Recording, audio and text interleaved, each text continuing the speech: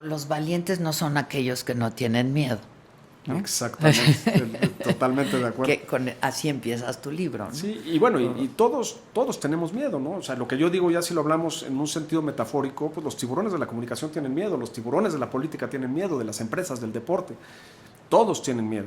¿Pero por qué son tiburones? Porque aún con sus miedos tienen claridad, tienen un propósito fuerte, tienen una gran tolerancia a la frustración y siguen adelante, ¿no? Y todo esto te lo han enseñado los tiburones y tu vida, pues con tiburones, ¿no?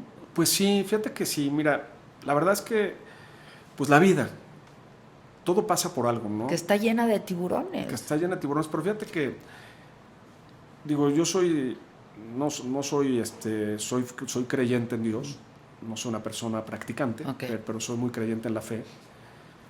Y yo sé que Dios tiene algo bueno siempre para nosotros, ¿no? Y si nos reta es porque podemos con el camino o porque tenemos algo que cumplir en este mundo, ¿no?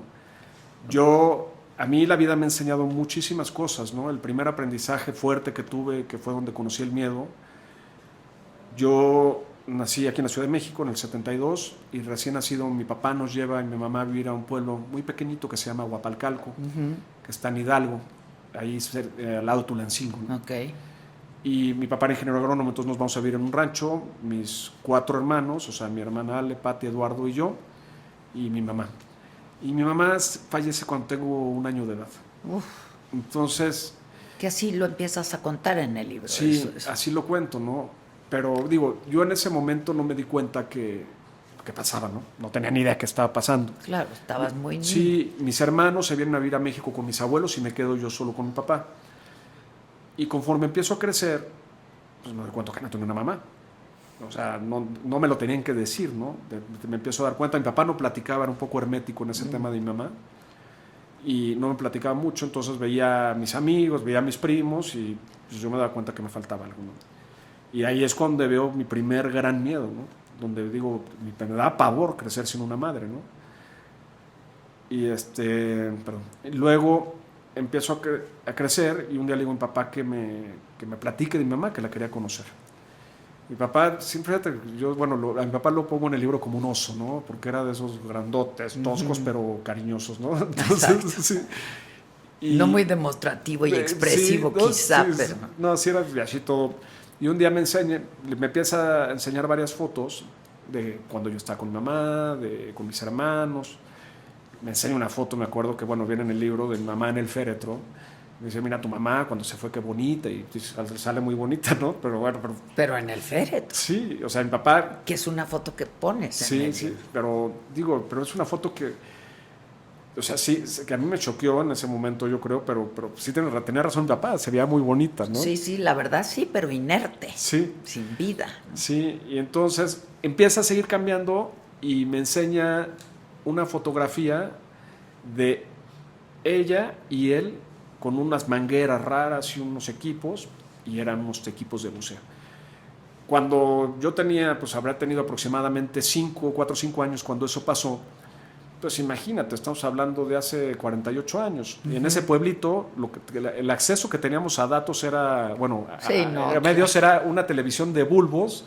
Para los que no saben, es una caja como de 2 metros. Exacto, gigante, muy grande, claro. Muy grande, en blanco y negro. Y las referencias que yo tenía, pues eran estos astronautas que estaba a la moda de la carrera por el espacio, ¿no?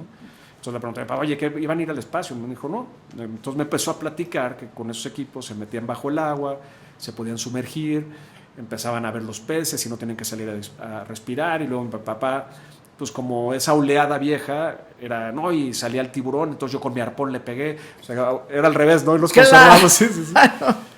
Y me empezó a fascinar.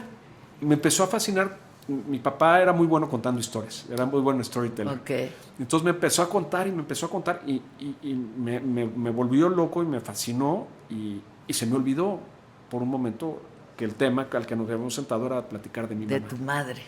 Y yo dije, yo quiero ser buzo de grande, ¿no? Pero luego tuviste una mala experiencia en el mar. En una alberca, sí. En una alberca, sí. Te estabas ahogando, no sabías nadar. No sabía nadar. Exactamente, cuando yo salgo de eso, pues digo, empiezo a querer bucear. En el rancho había unos canales de riego, mi papá siempre nos metía ahí. Luego mi papá se volvió a casar y tengo 2 hermanos más. Entonces mis hermanitos y novio nos llevaba Y también una vez nos llevó a Tuxpan, entonces pasó un pescador, un señor de estos viejos pescadores, y compró un cazoncito, un tiburoncito muerto, entonces jugábamos con él ahí en la espuma y tal. Y de repente nos invitan un tío, me acuerdo muy bien, nos invitaron los de La Vega, nos invitan, Eduardo de La Vega, nos invitan a Cuernavaca.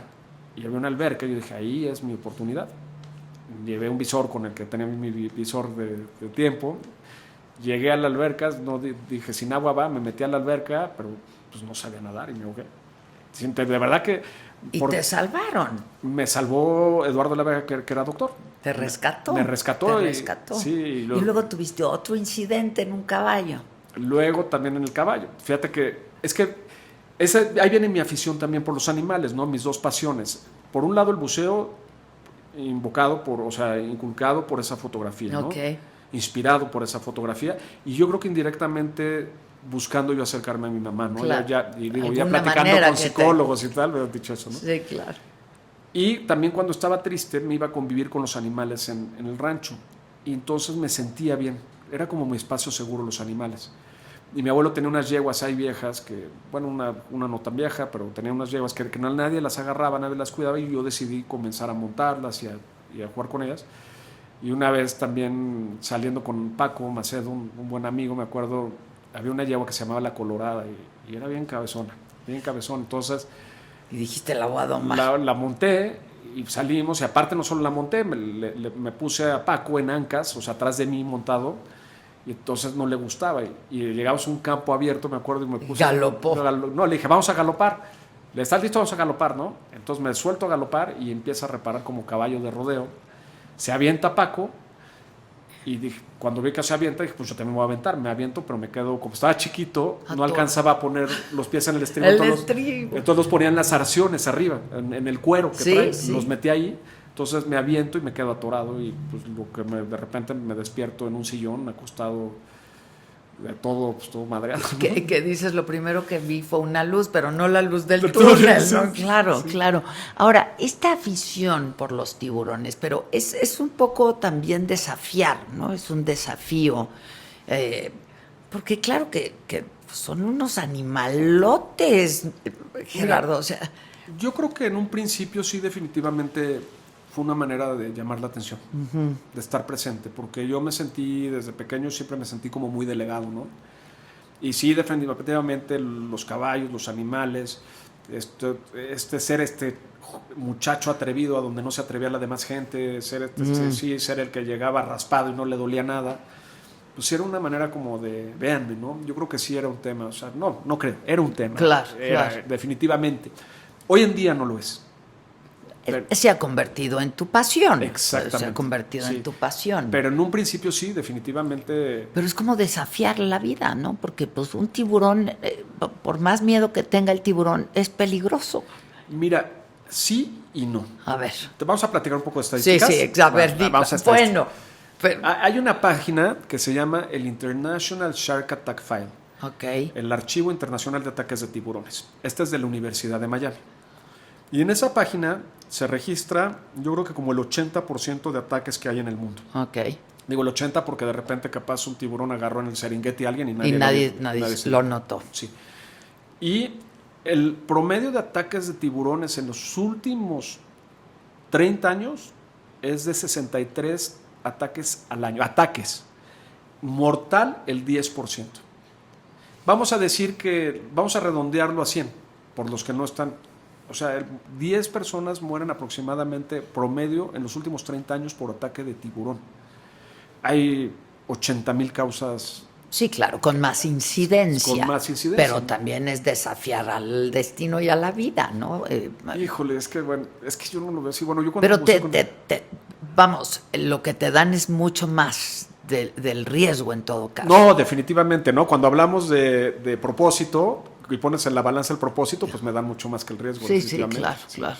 Ahora, no quiere decir que no les tengas miedo, ¿es correcto? Claro que tengo miedo, yo tengo mucho miedo. Cada vez que te sumerges cada vez que vas a ver... Cada vez que me subo un avión, cada vez que me subo al taxi de afuera de mi departamento, tengo miedo desde ahí, de dejar a mis hijos, de no, viajar. Bueno, esos miedos todos los manejamos. pero yo no me metería. Cuando vas a sumergir al agua, claro que tengo miedo. Exacto. Sí, Miedo al tiburón, pues, sí, a eso por me supuesto refiero. que Los sí. miedos, híjoles, yo no conozco a nadie que no tenga Sí, claro. miedo a algo en la vida, Sí, ¿no? sí. Y sobre todo cuando tienes hijos, que te cambia toda la Te cambia perspectiva todo, de la sí, vida, sí, sí, ¿no? sí. Toda la perspectiva de la vida. Pero el miedo a este animal, al tiburón. Sí. No, claro que le tengo miedo. Le tengo miedo y le tengo mucho respeto.